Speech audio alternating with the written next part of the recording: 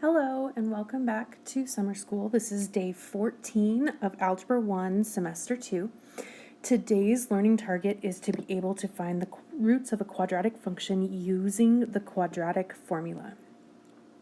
The quadratic formula is another tool that you can use to solve a quadratic equation. This is one that works especially well if you cannot factor or it might be difficult to factor. The quadratic formula will also work for any quadratic equation. It doesn't have to be one that factors, or you can use other strategies to do. So here we go. In order to use the quadratic formula, you need to make sure that the equation is set equal to 0 and written in standard form. So in this case, we're set equal to 0 and we're written in standard form, which is ax squared plus bx plus c. That's an important piece of information. Then you're going to want to identify a, b, and c. A is the number in front of x squared, b is the number in front of x, and c is that constant number in the equation. Now, you can only identify those once they're set equal to 0, because otherwise some things might change. So, for our example, a is the number in front of x squared. Well, I don't see a number in front, which means that there's an invisible 1 sitting there, because we can see that there's 1 x squared. 0 wouldn't make sense for an answer there, because then that x squared term would be 0, and we wouldn't have to worry about it being a quadratic equation. B is -5, and C is -36. It's really important that you bring those positives and negatives along with the numbers. That's going to help make sure you get the correct answer as you're going. Then you want to substitute into the formula and simplify. So the formula is sitting right over here. And as you're working through this, it's really important that you put the pieces in the right spots. So notice that there is 2 a values that we're going to want to substitute in.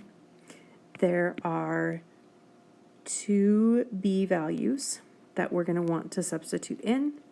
And there is 1 c value that you're going to substitute into your equation.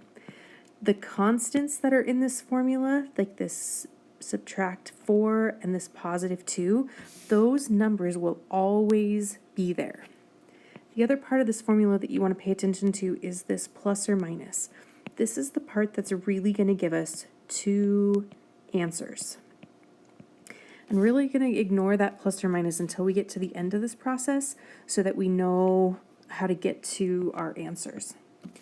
All right, so let's take a look at our example. So we have x equals the opposite of b plus or minus the square root of b squared minus 4 times a times c, all divided by 2a. Now, it's a good idea to just kind of start with that empty structure of your quadratic formula. Then you can plug in the values from that you identified as a, b, and c. So b is -5. So the opposite of -5 plus or minus the square root of b is -5 squared minus 4 times a, which is 1, times c, which is -36, all divided by 2 times a, which is 1. Now, there are some tools that are very helpful for us to have, like the Desmos graphing calculator or the scientific calculator. But I like to work just in the graphing calculator, and we'll just ignore the graph. It's just not going to be needed, because we can type in this exactly as it's written, and it will do the math for us.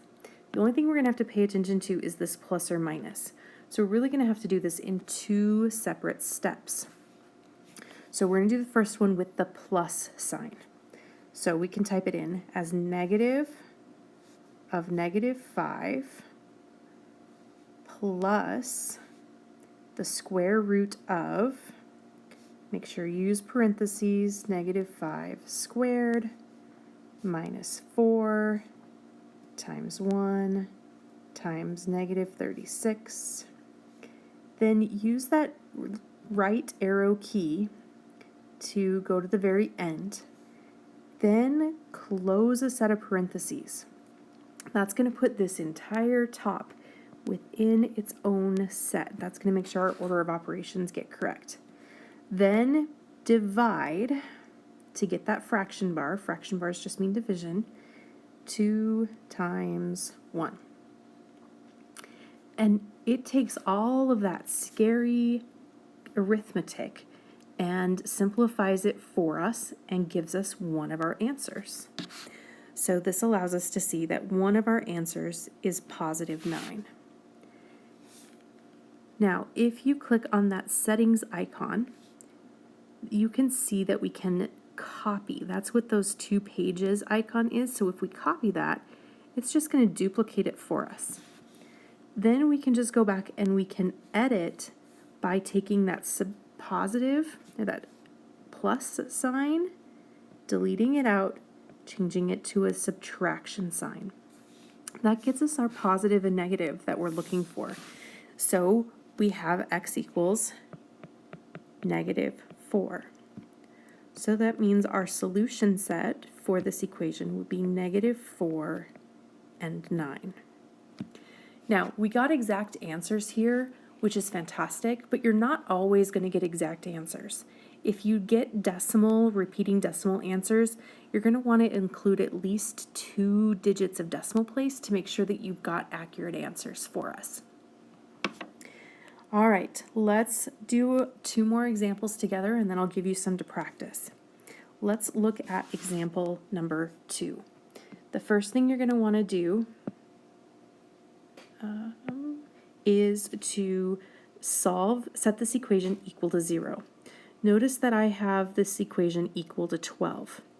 So if I subtract 12 from both sides, 12 minus 12 is 0. That's how we want it to be set up. Then we have to combine like terms. So the 2x squared stays alone, or doesn't get messed with. The 7x doesn't change.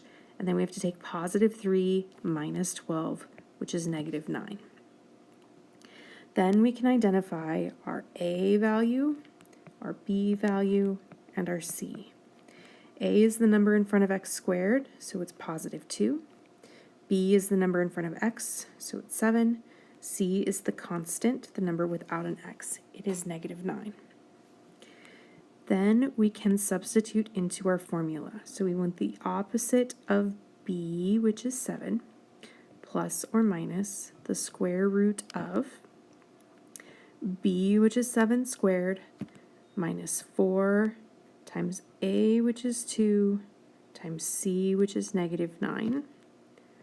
And we want to divide that by 2 times a, which is 2. Now, here's the nice thing about Desmos is we don't have to type all of that back in. We can just go in and change inside of the parentheses. So if we delete everything that was in the parentheses, we kind of get a blank slate that we can then use to help us answer the question. I'm just using the delete key to undo those. All right, so for the positive side, b was 7 plus or minus b squared minus 4 times a times times c, which is -9, all over 2 times a. So the plus sign gets us x equals 1. Then we can plug into the minus. So b is 7. So change the b's to 7. The a is 2, so we can change both a's to 2. And the c is -9. And we get x equals -4.5. So x is equal to -4.5 and 1.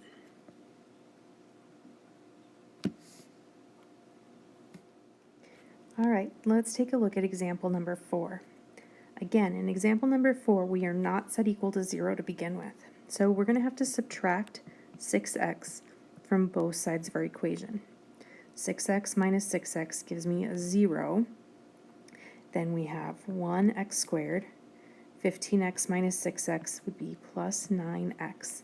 And then we don't have a c term. So I'm going to put a 0 there more as a placeholder, just so I know and I can see that the c term is 0. So a is equal to 2, b is equal, no it's not. Sorry, I looked at the wrong problem. A is equal to 1, because there's 1x squared. B is equal to 9, and c is equal to 0. Then I can substitute into my formula. So the opposite of b, plus or minus the square root of b squared minus 4 times a times c, all divided by 2 times a. Then I can go over to my calculator. Everywhere there's a b, I'm going to replace it with a 9. I'm just going to do both positive and negative at the same time. All of my a's are 1s. And my c's are 0. So I get two answers. I get x is equal to 0 and x is equal to negative 9.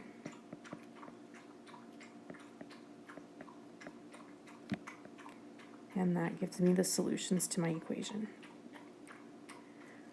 All right, your task for today is to do problems 1, 3, 5, and 6. That's your independent practice today. When you're done, submit this to Google Classroom and attempt the formative assessment. Thanks, guys. We're almost there. 2 more days. Thanks, and we'll talk to you tomorrow. Bye.